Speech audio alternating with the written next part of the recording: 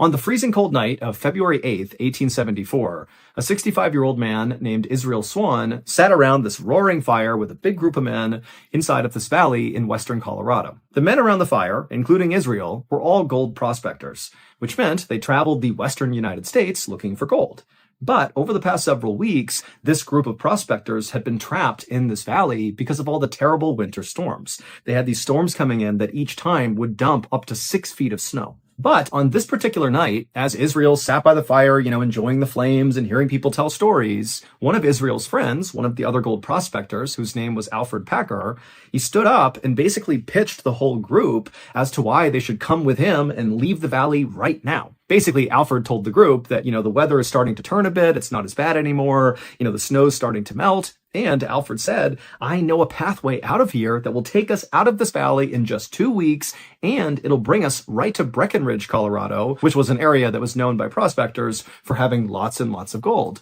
And so Alfred's basically telling them, this is a win-win. We can get out of here sooner, and we can get rich. After Alfred made this pitch, he sat back down, and everybody just stayed quiet for a second. And Israel, he kind of looked around and watched to see if anybody would take Alfred up on his proposition. Now, Israel knew, unlike him, most of the other prospectors didn't like Alfred. They said he was lazy and difficult. But Israel felt like that was really not the reason they did not like his friend. He believed the reason other people did not like Alfred was because Alfred had epilepsy, which meant he periodically had seizures. And because he had seizures, it kind of made him a liability for journeys like this, where, the whole group really needs to rely on everybody, and everybody needs to pull their own weight. And so they were kind of worried about a guy who at any moment could just become kind of useless because he was having a seizure. But for Israel, Alfred's epilepsy really didn't matter. He didn't feel like Alfred was some huge liability. He felt like Alfred was actually very smart and quite bold. And so for him to stand up and make this pitch just kind of felt like in keeping with who he was. He was somebody that wanted to get things done, and Israel liked that about him. However, just because Israel liked Alfred, that didn't mean he was just going to naturally go with Alfred and do his big plan, but he was at least thinking about it. And as Israel was weighing out the pros and cons of, whether or not he should go with Alfred, he happened to look across the fire and he saw one of the men, this really big guy, was sitting there looking really serious and just shaking his head slowly back and forth like, no, you guys can't be considering leaving early. And then the big guy stood up and he held out his hand right in front of Alfred, basically telling him, like, don't say another word. And then this guy, while still looking at Alfred, he said, if you leave right now, all of your friends will die. And then this big guy sat back down again, and then everybody around the fire just sat there really tense for a few seconds in total silence. The big man who had just spoken was not a gold prospector. He was actually very different than the rest of the people sitting around this fire. His name was Ure, and he was a Native American chief of the Tabawatch band of the Ute tribe. And Chief Ure had actually saved the lives of everybody, Israel and Alfred included, who was sitting around this fire. Because a few weeks earlier, this whole group of gold prospectors had wound up lost in this valley, which was the valley where Chief Ure lived with his tribe, and he had found them stumbling around on the brink of death with all the snow coming down. And so Chief Ure and his people brought the prospectors some food and water. They helped them set up a campsite right near a river. And then Chief Ure told them to stay put in this campsite and ride out the winter. And then in the springtime, when the snow melts, it'll be safe for you all to leave. Now, at first, the gold prospectors were only thankful and just totally psyched that Chief Ure had found them and given them this campsite. I mean, this was great. And so they had no problem agreeing to, wait until the spring to finally leave. But now, after several weeks of being kind of trapped in this camp, the whole group was really starting to get restless. They were worried if they didn't leave soon, there'd be no more gold for them to mine. And for Israel specifically, there was even more pressure on him to go out and find gold because he had told his family that this would be his last treasure hunting adventure ever. And so he really couldn't go home empty-handed. He literally needed the gold in order to continue to survive and take care of his family. So when Alfred stood up and broke the kind of tense silence and said to Chief Ure, thank you for your concern, but I am going to leave early and I just hope others will come with me. At that point, Israel saw the conviction in Alfred, and Israel really felt like he did need to leave now. He needed to get that gold. And so Israel said, you know what? I'll go with you as well. And then after Israel said he would go, 4 other gold prospectors also volunteered to leave early with Alfred. Chief Ure could tell he was not going to change any of these guys' minds. And so even though he felt like this was a terrible idea, he shifted his focus from trying to stop them to just trying to give them as much information as he could about the area they were going to go into. And so he called all the volunteers who'd be leaving early over to him, and then Chief Ure drew a map in the dirt on the ground, and he told Alfred and Israel and the other 4 volunteers that you have to follow the river out of here. It'll bring you to this mountain range called the San Juan Mountain Range, and you cannot attempt to go over those mountains. You will not make it. You got to follow that river and go around the mountain range. And then once you do, on the other side, there will be an outpost where you can stop, get supplies, rest, and then continue the rest of the way towards Breckenridge. And then after Chief Ure had explained all this, he made sure to mark an X on his dirt map exactly where the outpost would be. And then Chief Ure just turned around and walked over to his horse and rode away. And then shortly after that, Alfred, Israel, and the rest of the gold prospectors also turned in for the night. The next morning, Israel, Alfred, and the other 4 volunteers who were going to be going on this journey, they got up early and began packing up their stuff. And as they did, one of the other gold prospectors who had not volunteered to go with them, who would be staying in the valley until the springtime, he actually came forward and said he would help them carry their supplies as far as he could go, using his horse. But at some point, he would need to stop, drop off their stuff, and then they would be on their own. And so the men were very thankful about this. And so shortly after eating breakfast, they were all ready to go, and they hit the trail. As Israel and the rest of the prospectors began to hike their way up and out of the valley, they began to see off in the distance the huge jagged mountains of the San Juan mountain range, but they were careful to kind of veer closer to the north to stay along that river path because they knew they were not supposed to go up and over the mountains. And as Israel trudged through the snow in a line of men, he held on to a coffee pot, a metal coffee pot that he kept hot coals inside of. This not only kept his hands warm, but also if he ran out of matches, he could easily start a fire using the coals. It was an old trick he had learned. And so as he's clutching this magnificent warm coffee pot in the freezing cold weather, Israel heard someone walking up behind him, and so he turned around and he saw it was Alfred, and he looked totally miserable, way more miserable than Israel was. And so without even thinking about it, Israel just handed off his warm coffee pot to Alfred, and Alfred took it and clutched it and was obviously so thankful. Now, none of these gold prospectors had struck it rich. They were all basically poor. But of all these gold prospectors, Alfred really had the least of all of them. And as a result, Israel kind of felt protective of Alfred. And also, Alfred was half the age of Israel. Alfred was 30 years old. And so Israel kind of viewed Alfred as like a lost kid trying to find his way. Alfred had also confided in Israel that when the Civil War broke out in the United States, Alfred had attempted to join the Union Army on 2 different occasions because he wanted to fight the slaveholding Confederate Army. But in both cases, they kicked Alfred out for his epilepsy. But that had not stopped Alfred from tattooing on his arm his battalion information and his name. And unfortunately, because Alfred could not read or write, he misspelled his name when he gave it to the tattoo artist. And so when he got the tattoo, it did not say Alfred for his first name. It said Alfred, A-L-F-E-R-D. And from that point on, that was his name. Nobody called him Alfred. They called him Alfred. And so this was kind of embarrassing for him. And then after getting rejected from the military, Alfred had kind of bounced around from one job to the next, never really putting his roots down and never starting a family. And so again, Israel just felt like this was a guy who needed some help. And so after Alfred very happily accepted that coffee pot from Israel, he in turn reached into his jacket and pulled out a flask with some alcohol in it, and he handed it to Israel, almost like a thank you for giving me this warm coffee pot. And then the 2 friends walked side by side for a while, passing back and forth the flask and the coffee pot. And then by late afternoon that day, when the snow was really starting to come down, the prospector who had volunteered to use his horse to help move some of their supplies, he had finally reached a point where he said, my horse can't go any farther. The weather's too bad. And so he dropped all their supplies, and then he turned and headed back down the trail. And very likely, as these men watched him disappear down the trail, they all had the same thought. I just got to suck it up for 2 weeks to get through this treacherous journey, and I will get to Breckenridge, and I will become rich. 2 weeks would pass by, and Alfred, Israel, and the other 4 prospectors did not show up at that outpost that Chief Ure had pointed out, which was on the other side of the San Juan Mountains. That was going to be their first official stop before they continued the rest of the way to Breckenridge. And then another 2 weeks went by, and still they did not show up at the outpost, and they didn't show up at any of the other camps in the surrounding areas. Now, Alfred's big plan for this group was really dependent on the weather holding up. When they left, it was true that the weather was improving. It was snowing less. But within a couple of days of this group setting off on the trip, those winter storms came back with a vengeance and just dumped snow all over the valley and all across the trail this group would have been on in their attempt to leave. But the only people who knew that these men had embarked on this perilous journey was the men themselves, and then also Chief Urey and the other gold prospectors who had decided to stay in the valley until spring. But even if Chief Urey and those other prospectors knew that Alfred, Israel, and the others were in trouble,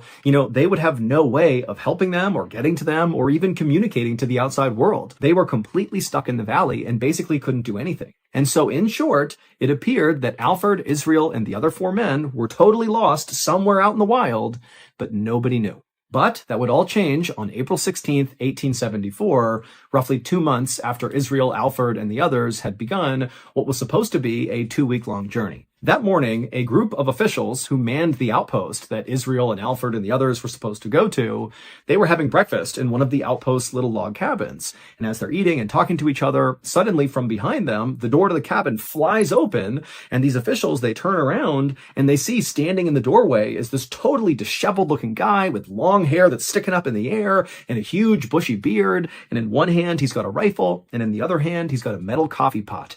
And his eyes were darting like crazy side to side, and he was clearly in shock, and he was trying to speak, but he just couldn't. This man was Alfred. And it was obvious to the officials that this man is in dire need of help. And so without even asking him any questions, they whisked him inside, shut the door, got him some food, got him some water, and immediately Alfred's wolfing down the food as fast as he can until he began vomiting, at which point he apologized profusely and said, I've been starving out in the wild for weeks, and, it must have done something to my intestinal tract, it's probably damaged.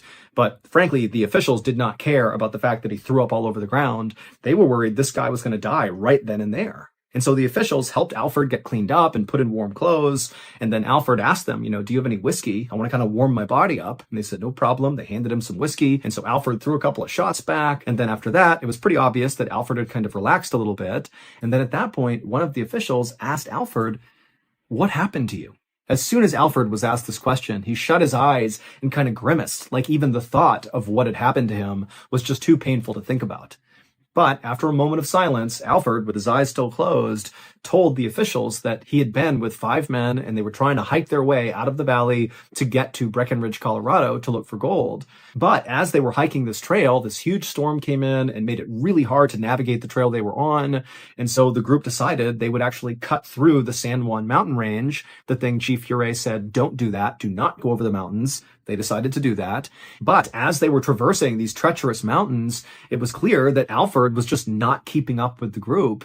And so unfortunately, they made the decision to leave Alfred behind to die. And he knew he was being abandoned to die.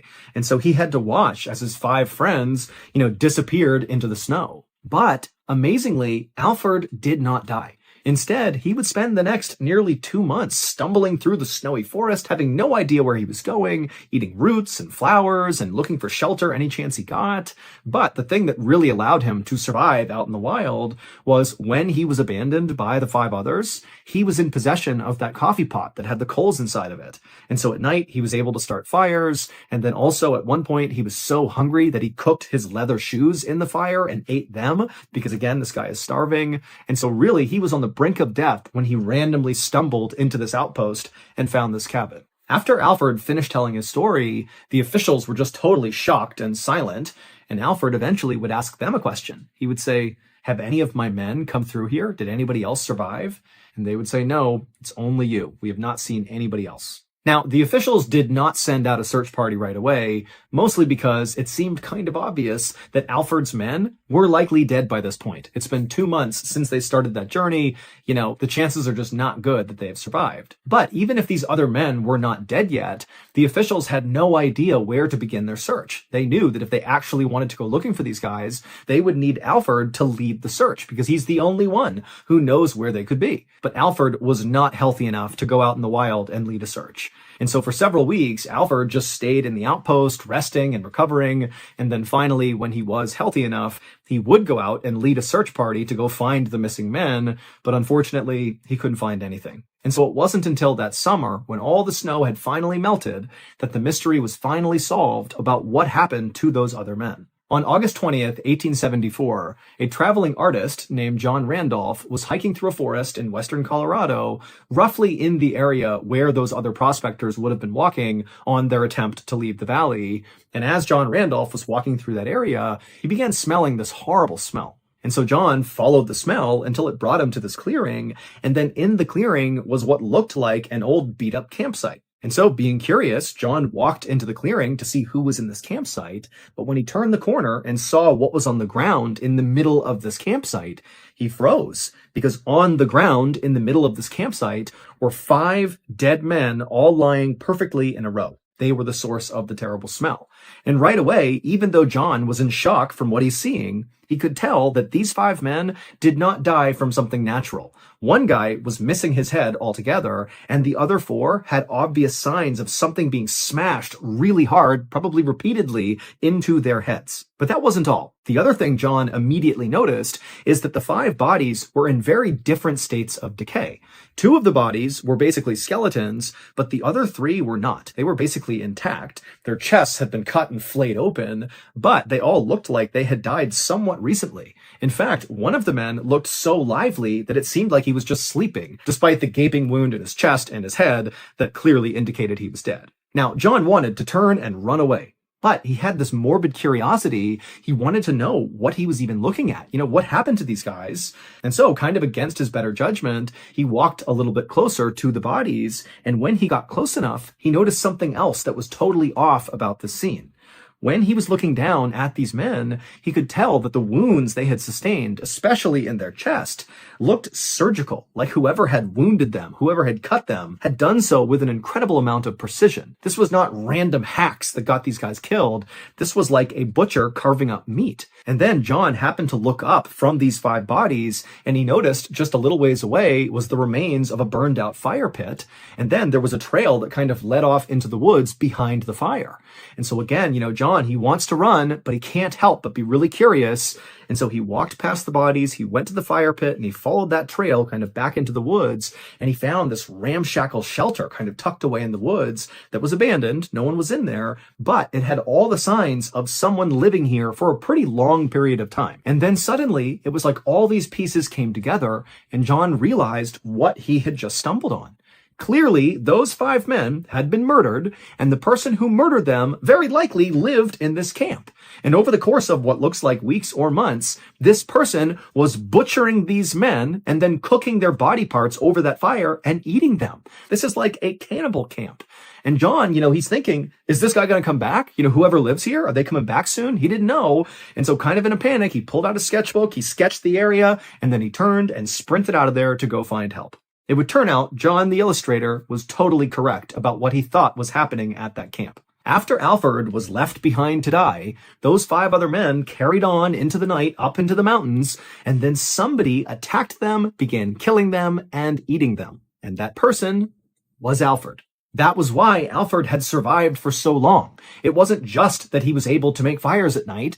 It was that he was able to make fires at night and eat his friends. Now, no one has ever been able to actually determine how Alfred went about killing these 5 men, or even when he killed these 5 men. All we know is that based on the investigation, 4 of his victims appear to have been asleep when they were murdered. But the 5th victim, who actually was Israel, the one guy who really liked Alfred and looked out for him and was kind of like a father figure to him, he was the only one who showed signs of a big struggle before he was murdered. While Alfred denied killing all 5 of the men, he said that he basically only killed one of them and it was self-defense and somebody else killed the other 4. It was kind of confusing. Despite those claims he had, the one thing Alfred never denied was the cannibalism. In fact, Alfred straight up told authorities that he grew to really like the taste of human meat. In fact, when they searched that campsite that John Randolph found, they would find the remains of a dead deer that was right near the campsite. But despite it being right there, Alfred never attempted to carve it up and eat it. He just kept going back to his stockpile of human meat and eating that. In the end, Alfred was convicted of murder and he was sentenced to 40 years in prison. But in 1901, when he was 92 years old, he was granted parole. And right away, Alfred became a vegetarian and then died a few years later.